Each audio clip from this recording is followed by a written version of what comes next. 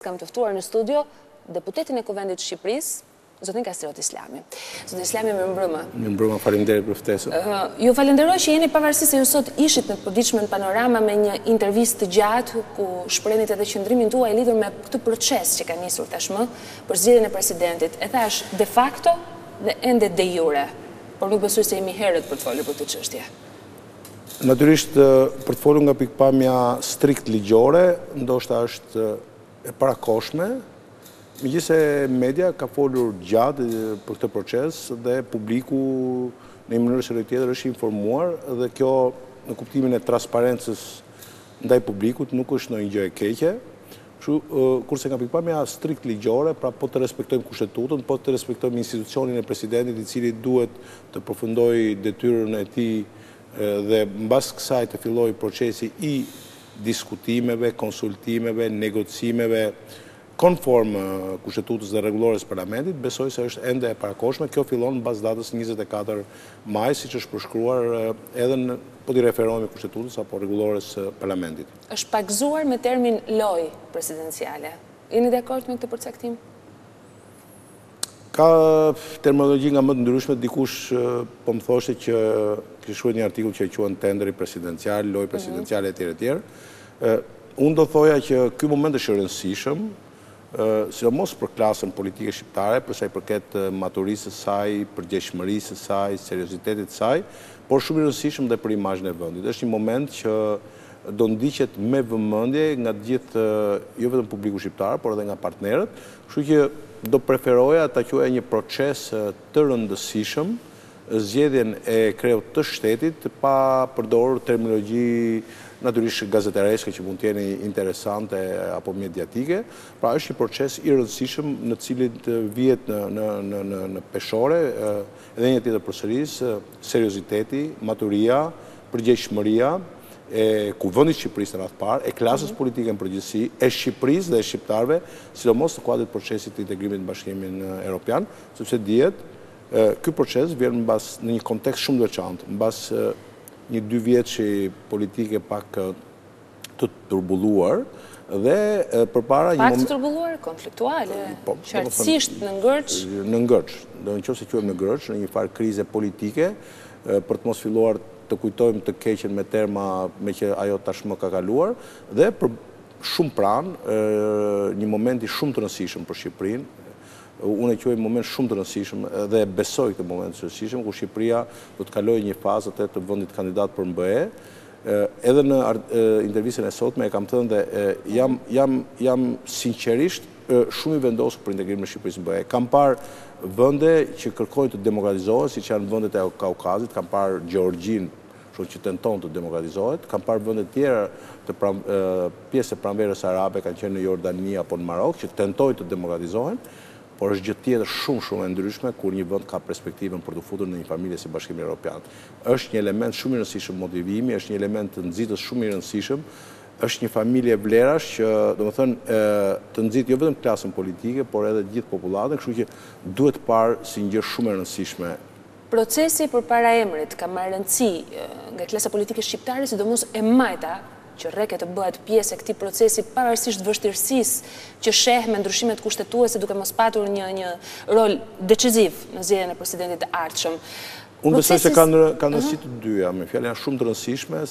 Si e shihni këtë proces, duke lënë emrin Mënjan, mënyrën se si ka nisur, deklaratat paraprake dhe lëvizjet megjithëse jo de jure, po ende në vazhdën e takimeve paraprake brenda së majtës dhe tek majoranca.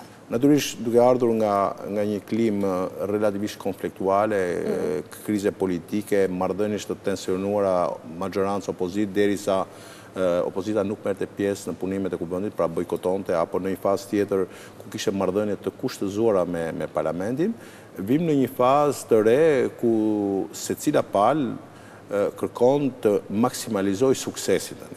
Pra, përballë çështjes së integrimit, marrjes së statusit të kandidat apo çështjes së presidentit, kemi një tentativë të forcave politike për të maksimalizuar suksesin Dhe kjo nuk është më sekret që edhe përsa i përket çështjes president, gjithçka është projektuar në zgjedhjet e vitit 2013. Pra kërkojnë të maksimalizojnë rezultatin e vitit 2013. Pra shihni të ndërlidhur këtë proces të zgjedhjes presidentit me të gjitha çështjet, parashikimet për 2013. Të gjitha çështjet, edhe ajo që është integrimit në Bashkimin Evropian, që duhet jetë një çështje madhore dhe mbi interesat partijake, janë të ndërlidhura dhe shpeshherë të projektuar në zgjedhjet e vitit 2013, secila palë kërkon të maksimalizojë suksesin në zgjedhjet e vitit 2013, duke u treguar sa më përfitues të themi në kuptimin pozitiv në procesin e presidentit apo në procesin e integrimit në Shqipërisë në Bashkimin Evropian, dhe brenda këtij konteksti secila palë mundori të përdori taktika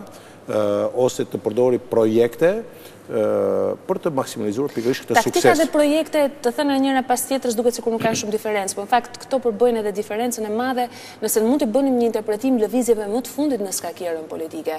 Ju ngjajnë shumë taktika apo projekte? Pra, edhe një herë tjetër, nëse i quajmë projekte ose taktika në funksion të fitimit të zgjedhjeve vitit 2013, domethënë nuk janë në kuptimin pejorativ taktika apo projekte, pra të themi projekti i PS-s për t'i dhënë më shumë rëndësi procesit se sa emrit kandidatit, është një taktikë për të luajtur, të themi, në kushtet e një opozite e cila nuk i ka numrat për të dominuar ose për të përcaktuar zgjedhjen e presidentit sipas rregullit kushtetues. Sepse rregulli kushtetues në 3 raundet e para jep mundësi që të zgjidhet me një majorancë të cilësuar që populli e mendon ose në terminologjinë quhet konsensual, pra me 3/5 ose më shumë se kaq, me mbështetje të gjerë të themi. Ndërkohë që në rendin e 4 dhe 5 ai mund zgjidhet me një majorancë të thjeshtë. Dhe duke pasur parasysh këtë kontekst, opozita ka tentuar në radh parë ta bëjë një nga kushtet e 13 të integrimit në Bashkimin Evropian, ose kërkon të thotë që procesi i konsultimit, i arritjes së një konsensusi, është më i rëndësishëm se sa emri. Pra kjo është një taktik, është një projekt i Partisë Socialiste për të maksimalizuar pikërisht në këtë moment suksesin në lidhje me zgjedhjen e presidentit, por gjithmonë në funksion të... Si vlerësoni këtë taktikë të Partisë Socialiste ose sjelljen e saj duke njohur vështirësitë që kishte shumë kryet herës? Nga këndvështrimi i opozitës e quaj normale, bile është një hap pozitiv përpara, po të krahasojmë me qëndrimet nga 2009 në 2011 dhe duhet përshëndetur që Partia Socialiste ka ardhur në një projekt ose në një taktik inteligjente që kërkon të maksimalizojë suksesin në zgjedhjen e presidentit të Republikës, gjithmonë kjo në funksion të zgjedhjeve të vitit 2013. Edhe ambasadori amerikan ka bërë një deklaratë, janë të ndërlidhura zgjedhjet e 2013 me zgjedhjen e presidentit, pra llogaritë politike, taktikat politike dhe projekti politik, thash për këtë, qoftë për reformën zgjedhore, qoftë për status e vendit kandidat, apo debati kush po jep një rol më të madh në ligjet me 3/5 e të gjitha këto veprime, sigurisht që do të mundohen forcat politike nga këndvështrime të ndryshme, majoranca e ka ndoshta më të lehtë nga një këndvështrim, opozita e ka më të vështirë sepse është në opozitë dhe duhet i tregoj publikut dhe partnerëve që po luan një lojë konstruktive, por që njëkohësisht publiku shqiptar duhet i tregoj që po mundohet të marrë sa më shumë nga kjo lojë konstruktive. Në këtë drejtë e shihni edhe takimin midis dy krerëve, flaset i zyrtar, kreut socialist Edi Rama dhe kreut Lëvizjes Socialiste për Integrim Ilir Meta? Edhe një herë tjetër, domethënë përpara datës 24 maj ka pasur një sër takimesh që në këndvështrimin e shtensionimit të klimës politike duhen të konsideruar pozitive, janë konsultime institucionale, të marra me nismën e aktorëve politik dhe unë do t'i konsideroja pozitive. I vetmi person që ka ngjetur në qëndrim institucional, por që ky nuk do quhet qëndrim negativ, është kryeministri Berisha, i cili ka pritur datën 24 për të bërë konsultimet me të gjithë aktorët e tjerë politik. Pra ka preferuar në institucionin e parlamentit, me sa kam kuptuar unë, të bëjë të gjitha konsultimet që ja lejon kushtetuta dhe rregulloria e parlamentit. Se prisni të zhvillojnë të konsultime, po të kemi parasysh që ka një marrëveshje midis Partisë Demokratike dhe Lëvizjes Socialiste për Integrim, marrëveshje bashkëqeverisjes dhe zgjedhjes presidentit, por ndërkohë takime paraprake që kanë marrë jehon, madje me një inflacion të jashtëzakonshëm mediatik ato midis kreut PS-s dhe kreut LSI-s. Unë mendoj se ka disa rrath konsultimesh. Në qoftë se do t'i referohemi standardeve ndërkombëtare, dhe një logjike që lidhet me ato që është përshkruar në Kushtetutë se si zgjedhet presidenti i Republikës. Në radhë të parë ka nevojë për rrethin e konsultime brenda majorancës dhe brenda opozitës. Pra, fillimisht duhet, si thua, dhe është më lehtë brenda familjes opozitare dhe brenda familjes majoritare të kenë mundësi të artikulojnë kritere qoftë dhe deri emra të cilët mundet të vendoseshin në tavolinën e dytë të konsultime midis majorancës dhe opozitës. Por, njëkohësisht, edhe në standardet e vendeve tjera, nuk pengon që të ketë dhe takime transversale edhe individuale midis partive politike me synimin kryesor për të shfrytzuar maksimalisht 3 raundet e para. Ka një perceptim gjithmonë në rritje, por jo një detyrim do të thoja, sidomos nga faktori ndërkombëtar, kërkon në këtë moment të rëndësishëm, sidomos duke patur parasysh periudhën mbas 2009-2011 që ishte karakterizuar nga një ngërç politik dhe nga një pamundësi e presidentit për shkak të forcave politike për të luajtur rolin, për të zgjedhur presidentin në 3 raundet e para. Po të shikojmë dhe deklaratat që vinë edhe nga partnerët ndërkombëtar, domethënë synojnë të bindin klasën politike shqiptare të marrin notën maksimale në zgjedhjen e presidentit, sepse të themi të vërtetën, nëse presidenti do zgjedhet në një nga 3 raundet e para, do të tregonte që klasa politike ka mundësi të gjejë gjuhën apo të zhvillojë një proces konsultimesh dhe negocimesh që e maksimalizon, domethënë, mbështetjen për kryeministrin. Dhe kjo nuk përjashton se nga mund të vi ky propozim, mund të jetë një emër i majorancës? Apo mund të jetë edhe një emër i opozitës? Kur flasim për konsultime, natyrisht këtu nuk mundet të vendosen në rregulla asimetrike. Por, po ti nështrojemi logjikës së Kushtetutës, pra ku në raundin e 4 dhe të 5, majoranca, si të thuash, majoranca politike, sepse në qoftë se majoranca politike nuk funksionon në raundin e 4 dhe të 5, atëherë këtu nuk ka më majorancë për mbajtjen e qeverisë në këmbë, pra në qoftë se kjo majorancë politike vazhdon të ekzistojë, si të thuash, e ka zgjidhje në raundin e 4 dhe të 5. Pra, në një mënyrë ose në një tjetër, majoranca do të kërkojë në mënyrë asimetrike, dhe kjo është normale nga këndvështrimi i majorancës, të imponojë në kuptimin pozitiv të frazës ose të ofrojë një kandidat për të marrë mbështetjen e opozitës apo të faktorëve tjerë opozitar, por natyrisht këtu shumë e rëndësishëm jo thjesht çështja e procesit, por edhe çështja e emrit. Është një emër që mundet të tërheq me të vërtetë vota edhe nga ana tjetër, por njëkohësisht ka raste siç ishte rasti i Gjermanisë, nëse opozita do të ishte inteligjente, në rastin e Gjermanisë për shembull, të ofronte një kandidat që majoranca fillonte të reflektonte për thënë po, ky është një kandidat që ja vlen Këtë shikoni në raundin e 4 apo të 5? Jo, thash kjo është në një nga 3 raundet e para, po flas për konsensual, se ju më bëhet pyetjen për a ka mundësi. Sigurisht, opozita mund të vijë dhe me një zgjedhje inteligjente, shprehni ju, që në 3 raundet e para. Pra, normalisht, majoranca duke patur raundin e 4 dhe të 5, dhe është zgjidhur, nuk diskutohet. Pra, është zgjidhej, do shkonim në opsionin flasim gjithmonë flasim për opsionin kur majoranca politike vazhdon të ekzistojë politikisht, pra vazhdon të mbështesë qeverinë dhe kjo majorancë politike ka kryer konsultime dhe ka gjetur një kandidat për cilën ajo të paktën bie dakord. Pra, nëse ajo ka një kandidat për cilën ajo bie dakord dhe tenton në negocime me pjesën tjetër opozitare, ajo e ka zgjidhur në raundin 4 dhe 5 dhe si të thuash, asaj në mënyrë asimetrike, le të themi, i takon e drejta për ta kërkuar e para këtë.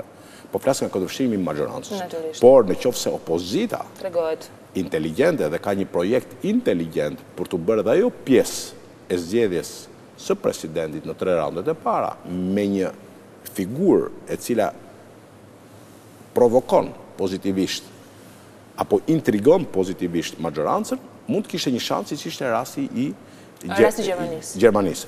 Përndryshe do të kalohet në raundin e 4-të, ndërkohë që unë besoj që rasti i zgjedhjeve parakoshme është gati i pamundshëm, por forcat politike do të mundohen ta shmangin raundin e 5, sepse raundi i 5, domethënë, mund të ketë shumë të papritur, do mundohen ta zgjidhin nëse majoranca i ka bërë konsultimet në para fillimit të votimeve në raundin e parë, 2 dhe 3 dhe ka arritur të ketë një kandidat për cilët mirë kuptohen. Pra, procesi është kompleks, me thënë të vërtetën, dhe fillon nga konsolidimi i pozicioneve nëpërmjet një konsultimi inteligent brenda grupeve kryesore. Pra ju e shihni dhe opsionin e mundshëm të vajtjes me 2 kandidatura, dhe një të majorancës dhe një të opozitës në 3 raundet e para? Normalisht shanset e mëdha për të gjetur një figurë konsensuale do të ishin nëse do të gjendej hyej në parlament me një emër, le ta themi. Do të hyej, pra nëse se ose majoranca kishte gjetur një zgjidhje të mirë që në një mënyrë ose në tjetër e vendoste në pozitë të vështirë opozitën për ta kundërshtuar, për të thënë të paktën no objection, mund mos ishte pro, por mos thonte dot kundër. Në këtë rast, domethënë mund të kishte një shans, edhe nëse opozita futej në votim, do të kishte një shans për të zgjedhur një president me shumicën e cilësuar në 3 raundet e parë.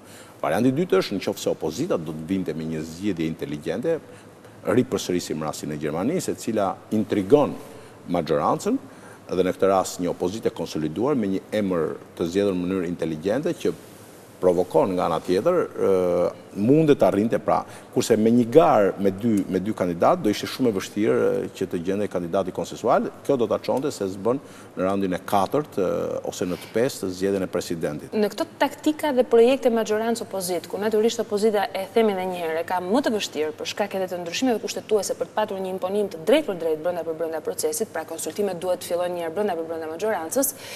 Ka dhe një moment i cili shihet me shumë interes. Një fakt cilin ju gjatë karrierës tuaj politike, të paktën në vitet e afërta, i keni dhënë shumë rëndësi. Faktorit LSI. Një faktor LSI që është i rëndësishëm për zgjedhjet, por duket që po bëhet gjithaq i rëndësishëm edhe për zgjedhjen e presidentit Republikës. Si e shihni këtë takim midis zotit Meta dhe Rama në këtë dritë? Është një zgjedhje mençur e zotit Rama për të afruar atë që konsideronte dikur kundërshtarin më të madh? Apo është një sjellje majorancës që ka imponuar këtë takim midis liderëve të majtës? Të preferoja të ripërsërisja ata që kanë thënë vetë publikisht liderat e Zoti Meta dhe Zoti Rama. Zoti Meta ka artikuluar diçka për presidentin, por njëkohësisht ka deklaruar që do t'i qëndrojë marrëveshjeve që ka me Partinë Demokratike. Marrëveshje të cilat paktën në dijenin time, nga artikulimet jo të shkruara por verbale, bëjnë fjalë për qeverinë, pra për qeverisjen dhe për presidentin. Pra ka një marrëveshje për t'u marrë vesh për qeverinë dhe për presidentin. Dhe unë besoj që kanë të gjitha hapësirat brenda majorancës nëpërmjet konsultimeve për të gjetur një kandidat i cili do të ofrohet në tavolinë e bisedime midis majorancës dhe opozitës.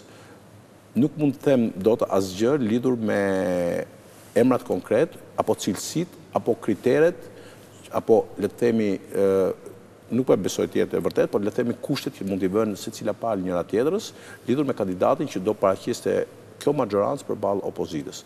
Nga ana tjetër është normale që kryetari i opozitës të tentojë, siç thash, nëpërmjet taktikave dhe projekteve të ndryshme që lidhen me zgjedhjen e presidentit, të maksimalizojë suksesin elektoral në zgjedhjen e vitit 2013. Pra këto emrat marrin rëndësi më shumë se sa procesi. Për mua procesi është i rëndësishëm, por procesi është tashmë i përshkruar qartë në kushtetut ose në rregulloren e parlamentit. Pra procesi kam përshtypjen më tepër kriteret ose që do fliten në tavolina, për shembull do përjashtohet të themi që kandidati të jetë nga kjo parti ose të jetë i cilësuar qartas me këtë ose me këtë parti. Nëse këto kritere për kandidatët do t'i quajmë pjesë procesit, kjo është gjë tjetër.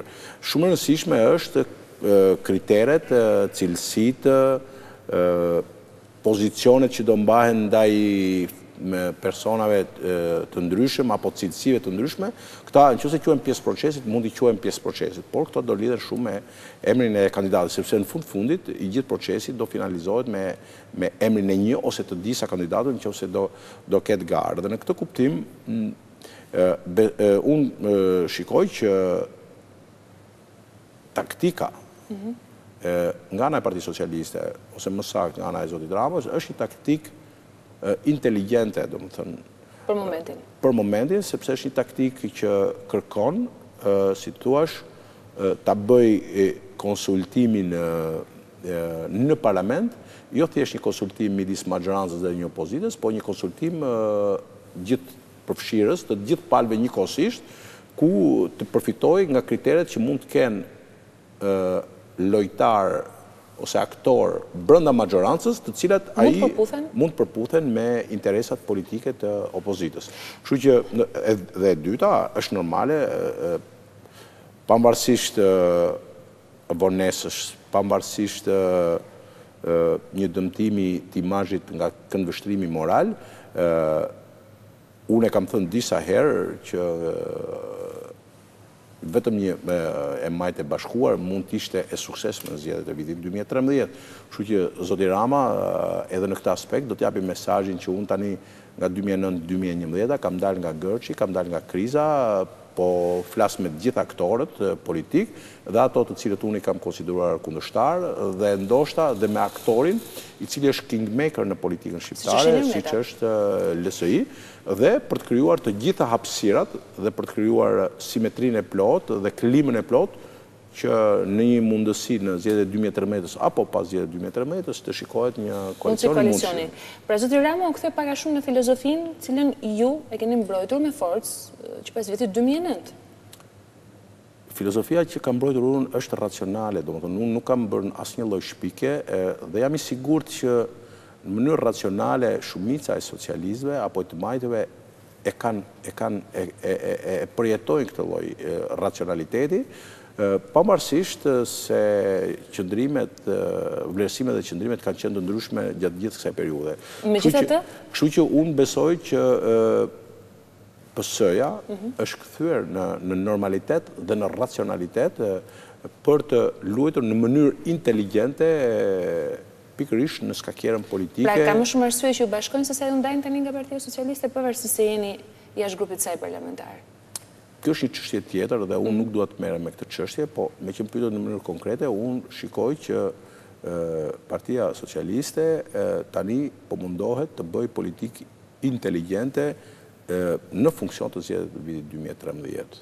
Pra projekti dhe taktikat e saj nuk janë më anti, nuk janë më destruktive, nuk janë më si thuash kundër, por tenton të maksimalizojë të gjithë faktorët politik, faktorët elektoral, faktorët ndërkombëtar, këtu kam parasysh çështjen e integrimit. Pra, unë edhe në një intervistë që kam qenë para disa kohësh, po prapë me ju, kam thënë që Partia Socialiste po zëvendëson bashkëndarjen e përgjegjësisë për mosmarrjen e statusit, po tenton të bashkëndaj suksesin për marrjen e statusit dhe bile në këtë bashkëndarje suksesi po mundohet të fitoj sa më shumë, sepse dihet kur ko e humbur një, por edhe kur është suksesin përgjithësi, suksesi i takon më shumë gjithmonë pak më shumë qeverisë ose maggjorancës, por opozita ka thënë më mirë të bashkëndajmë një sukses se sa të bashkëndajmë një përgjegjësi për mos marrjen e statusit, dhe në këtë kontekst po mundohet të maksimalizojë pikërisht atë pjesë që i takon asaj në sukses dhe mundësisht ta barazojë për t'i thënë publikut shqiptar që po aq sa ka merita maggjoranca, po aq kemi edhe ne merita për këtë sukses marrjes së statusit të kandidat. Natyrisht me taktikat e saj, sepse duhet zbresi nga një situatë ku i kishte shpjeguar publikut regjimin që duhej rrëzuar e kështu me radhë. Regjim fashist. Tani duhet i shpjegoj publikut që ne... Po me të njëjtin regjim do të kërkoj të prodhoj... Dal nga dal, po largohet nga ky këndvështrim dhe po tenton të maksimalizoj suksesin duke synuar të ketë një projekt politik, por dhe elektoral. Dhe projekti elektoral, janë 3 elementë të rëndësishëm në projektin elektoral, unë i kam thënë, është e para bashkimit majtës, e dyta është një formul inteligjente për gjithë aleatët, dhe e treta, koalicioni, dhe e treta është, si thua, ndërtimi një partie socialiste me hierarki vlerash ku njerëzit motivohen.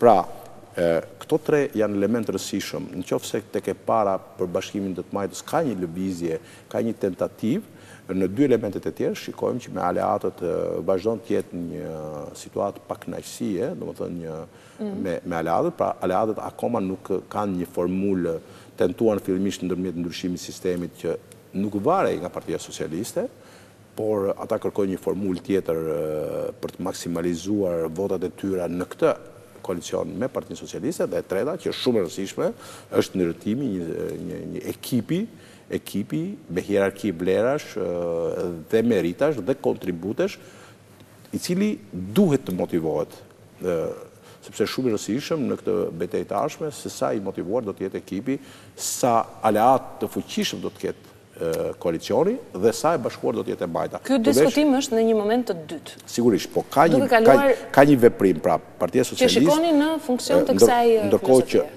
Që shikojnë, domethënë, sepse ndërkohë që në 2009-2011 ishte regjimi fashist, LSI e korruptuar bashkë me regjimin fashist, aleatët. Në rregull kuptoni arsyeën e kësaj ktheset më një hershme?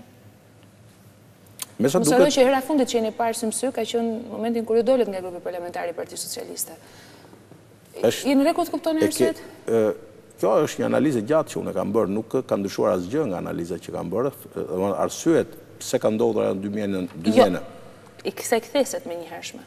Krejt Socialiste Edi Rama. Janë ndërgjegjësuar praktikisht nga ajo që kanë bërë në 2009-2011, pavarësisht se shpesh herë kur ndjen, domethënë, disfatën për shkak të gabimeve në politikë, por jo vetëm, merr kthesën pa e thënë që mora kthesën. Domethënë, Shqipëria nuk ka arritur akoma që të pranojë edhe fituesin, por të pranojë edhe humbjen, siç ndodhi në zgjedhjet në Francë. Domethënë, unë kam ndjekur atë natë me vëmendje të dy fjalimet, edhe të Hollandit dhe Sarkozys. Po. Dhe ishin me të vërtet fjalime që të emociononin thellë, dhe më ka mencionuar akoma më shumë fjalimi i Sarkozys, i cili humbi zgjedhjet dhe në sallë dhe pranoi, por pranoi me dinjitet, duke thënë që unë, kur gjithë salla thoshin faleminderit Sarkozy, faleminderit, merci, i thoshe, jo, ju falenderoj unë, se unë jam përgjegjësi i humbjes. Sepse nëse do kisha fituar, do isha bërë president i Francës. Zoti Islami, ju llogaritet bën një analizë të situatës brenda opozitës e konsideruat një taktik dhe projekt inteligjent, ndërkohë të mos harrojmë që në krahun tjetër është maxhoranca Partia Demokratike e Lëvizjes Socialiste për Integrim, cilat ende nuk kanë nisur një konsultë të paktën publike të njohur lidhur me çështjen e zgjedhjes presidentit. Dhe në këto kalkulime marrin rëndësi shumë edhe ato vota në parlament që konsiderohen se nuk i përkasin grupit parlamentar apo rreshtimeve që mund të bëheshin në këtë herë. E tillë do të jetë edhe vota juaj, jeni edhe ju pjesë e rëndësishme këtyre kalkulimeve. Do të thoj diçka, nëse se opozita po tenton, domethënë, të kthehet në normalitet dhe në racionalitet dhe po mundohet të formuloj, të konceptoj projekte apo taktika inteligjente, nga ana tjetër maxhoranca dhe partia kryesore, Partia Demokratike, dhe në mënyrë të veçantë kryeministi, që është kryetari i Partisë Demokratike dhe natyrisht dhe i maxhorancës, po mundohet të luajë në mënyrë shumë profesionale dhe institucionale. Sepse praktikisht mendon që kjo maxhorancë do ta ruajë marrëveshjen e saj, dhe nëse kjo maxhorancë do të ruajë marrëveshjen e saj, natyrisht i ka të gjitha mundësitë në raundin e 4, pra është më e thjeshtë për këtë maxhorancë për të gjetur një zgjidhje në raundin e 4, nëse se konsultimet brenda maxhorancës kanë gjetur një zgjidhje inteligjente dhe të pranuar. Ju jeni kontaktuar, praktikisht i thash dhe njerë, jeni nga ato vota që ka nevojë të negocohen në proces. Nuk keni pjesë asnjë grupi parlamentar. Rasti që të mos e bëjmë, sepse në një intervistë diku në televizion dhe pastaj media e keq përdori, pra në qoftë se do të ketë një garë, dhe në qoftë se në këtë garë do vi çështja e votave, pra do të vi çështja e rëndësisë qoftë dhe njëjtë vote, natyrisht unë kam thënë që dhe besoj të gjithë ata që nuk janë në rresht, sepse ata që janë në rresht janë kuptimin negativ të fjalës, por që janë në parti, ka një vendim grupi dhe janë të detyruar në këtë çështje kaq madhore të diskutojnë, të debatojnë, të kundërshtojnë brenda grupit tuaj, por në fund kur të ketë një vendim të qëndrojë vendimit grupit, natyrisht në këtë moment do të marrë në konsiderat të gjithë balancat politike dhe do të maksimalizoj atë vot, në qoftë se kjo vot me të vërtet do të marrë atë peshë që ka për zgjidhjen e kësaj çështje të rëndësishme. Zoti Islami, gjatë kësaj interviste, megjithëse nuk më takon mua të bëj përcaktime dhe komente, po ndjeva një shije se flisin pozitivisht për të dy kampet. Gati më duket si një figurë që ndihet konsensual në këtë moment me dy kampet të politikës shqiptare. Le ta them me troç. Emri juaj është një ndër emrat të cilit diskutohet si një kandidat i mundshëm për president. Do të jem shumë i sinqert, domethënë nuk po e bëj këtë gjë për të qenë një kandidat konsensual. Këtë gjë e besoj, pra e besoj më shumë për opozitën, sepse kam luftuar gjatë gjithë kohës që opozita të vinë në këtë pozicion. Të vinë në këtë pozicion ku të bëj politikë racionale, normale, konstruktive dhe inteligente. Dhe pastaj, natyrisht, nëse do konkurrojnë dy forca politike, dy grupime caktuara apo dy koalicione, është publiku ai që duhet vendosi. Pra, kjo që po bëj nuk është thjesht për unë të fituar pikë që jam një kandidat konsensual dhe po e bëj këtë për të fituar pikë nga dy kampet për të thënë që jam një kandidat konsensual. Sinqerisht e besoj që opozita dal nga dal, bile unë po t'isha brenda do të nxisja që kjo gjë të bëj akoma më me shpejtësi.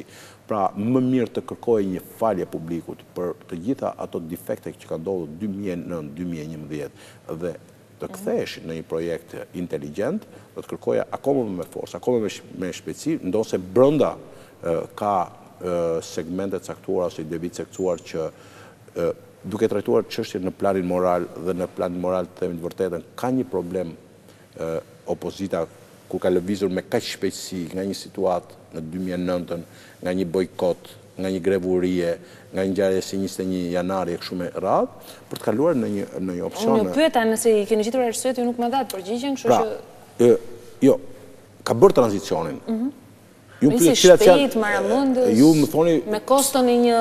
Pra, ka një kosto... Kaosi edhe në elektorat? Ka një kosto që dhe të brëndshme, sepse për të bërë një kapërcim kaq të shpejt, të paktën në planin moral, është vështirë t'ia shpjegosh publikut. Por, e rëndësishme është që është bërë ky kapërcim. Dhe unë e përshëndes këtë kapërcim, bile po t'isha brenda, do luftoja që ky kapërcim bëhet më i shpejt, duke i kërkuar falje për aspektin moral, apo për pjesën e parë të asaj sjellje që ka pas Partia Socialiste, se me thënë të drejtën dhe për të qenë i sinqert, gjatë 21 vjetëve kam luftuar që Partia Socialiste të mos kishte ato sjellje që bëri gjatë 22 vjetëve, bile kam luftuar në pozicionet që kam pasur kundër veprimeve të ngjashme që ka pas bërë Partia Demokratike. Kështu që besoj dhe kam shpresë që zgjedhjet e ardhshme do të jenë në përputhje me standardet ndërkombëtare dhe nuk do të hapin ndonjëherë kapitullin e një debati ku të fillojnë të ndodhin të njëjtat procese. Zoti Islami, kam dhe një pyetje të fundit, meqense gjatë intervistës kur lexova sot në përditshme në Panorama, ishte shkëputur një pjesë e një përgjigje që kishte dhënë për mënyrën se si do të përcaktohet emri i ardhshëm i krejt më të lartë të shtetit. Ju është shprehur se ky emër do të dalë nëpërmjet negociatave brenda lojës presidenciale, çka do të thotë që nuk ka vend për ambicie të vetshpallura. Dhe menjëherë kjo automatikisht është përkthyer si një qëndrim i juaj karshi kandidaturës ose ambicies së shprehur të zotit Fatos Nano për të qenë presidenti i Republikës. Në fakt, kë kanë qenë kontekste që keni dashur t'tregoni? Aty më bëj një pyetje në mënyrë insistuese që a do pranoja të isha kandidat për president. Dhe për të qenë shumë i sinqert, do më thënë, duke patur parasysh dhe duke analizuar rastin e zgjedhjes presidentit në një sistem parlamentar, pa nga parlamenti, pa jo me votë direkte, dhe duke u referuar rasteve si që është Greqia, Italia apo Gjermania, unë arrija në konkluzionin që në këto vende, kandidati për president ka dalë më shumë si pjesë e negocime dhe konsultimet që kanë bërë forcat e ndryshme politike, se sa një kandidim, si që ndodhë në rastin e Shtetet Bashkuara të Amerikës apo Francës. Po, zgjedhet nga populli. Pra, në rastin... Dhe formule ndryshme... Në rastin kur zgjedhet nga populli, normalisht ka dy modele. Ose ka një që quhet primary, brenda, si që ndodhi në Francë, brenda familjes politike. Familjes politike, dhe është familja politike që shpall ajo. Kandidaturën. ti je vetëm një kandidat për kandidat, pra secili nga individët brenda partisë ose brenda familjes politike ka të drejtë të shpallet si kandidat për kandidat, bëhet një primary dhe pastaj kush fiton primary, partia politike, si thua, ose familja politike mbështet atë kandidat. Një model. Një model tjetër, kur ti je individ, ka dhe rasti që ti mundet të shpallësh kandidaturën dhe si individ, ose mund të ndodhi dhe tjetra, që ti nuk e fituar në primary, nuk bie dakord sepse mendon se ke një mbështetje popullore dhe ti mundet pavarësisht vendimit që është marrë në primary nga familja politike, prapë ti të dalësh. Pra, si thua, kandidimi. Megjithatë, kjo nuk e përjashton formulën e zgjedhur nga zoti Nano për të vetë dhënë ambicien e tij si një figurë mbi palët.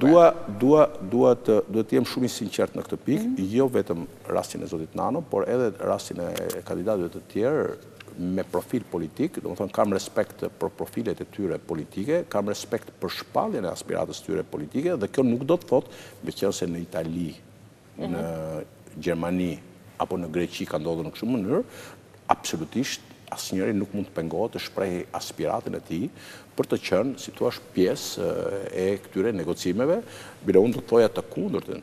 Nëse dikush ka shprehur aspiratën për të qenë pjesë e këtyre negocime, forcat politike duhet ta marrin në konsiderat pikërisht të këtë aspirat të shprehur nga personazhe. Shanset zotin Nano në këtë moment si shihni zoti Islami, me takimet që ka zhvilluar, me përmbylljen e tyre, por dhe me qëndrimet që po mbahet nga krerët e partive parlamentare?